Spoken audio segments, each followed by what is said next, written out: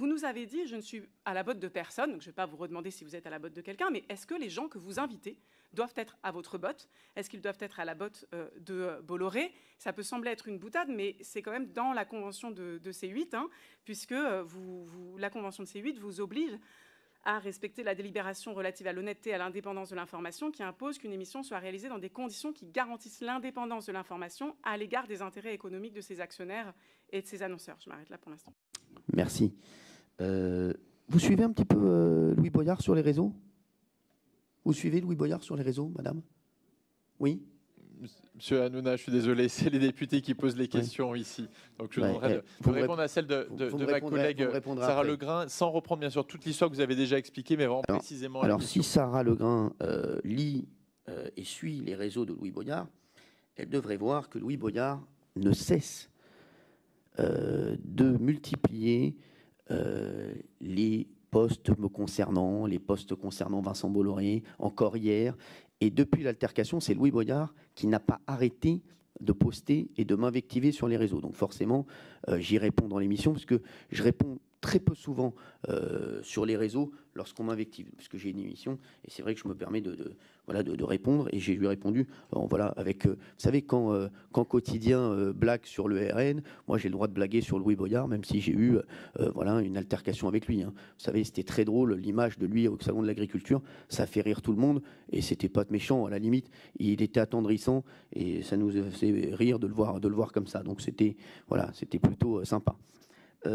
Sur les SMS, 20 juin 2022, à 0h01, je crois que c'était le jour des élections. Coucou Cyril, je suis député, et ça c'est Darka. À bientôt, on va faire du lourd. Je sais, je suis trop content pour toi, tu le mérites.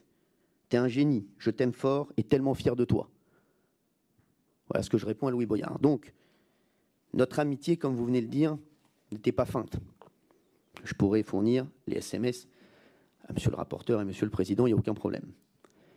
Cette amitié n'était pas feinte, et Louis Boyard, quand il est venu sur le plateau, je vous le dis, ce qui ne m'a pas plu, c'est qu'il a voulu se faire Vincent Bolloré et moi-même, et il n'était pas du tout venu pour ce sujet-là. Donc, à un moment, quand je l'ai vu dériver, ben, je me suis dit, Louis Boyard, je crois qu'il a pété un câble. Et du coup, c'est moi qui ai pété un câble. Mais je vous le dis, et je le redis, Louis Boyard, je le considérais vraiment comme un pote. Et vous pouvez voir, là je vous ai lu qu'un échange d'SMS, mais il y en a d'autres, hein, où voilà, on voit qu'on s'entend très bien.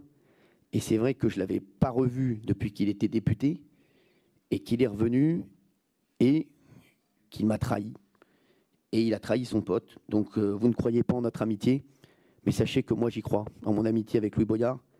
Et sachez que aujourd'hui, je suis limite triste qu'elle se soit terminée comme ça.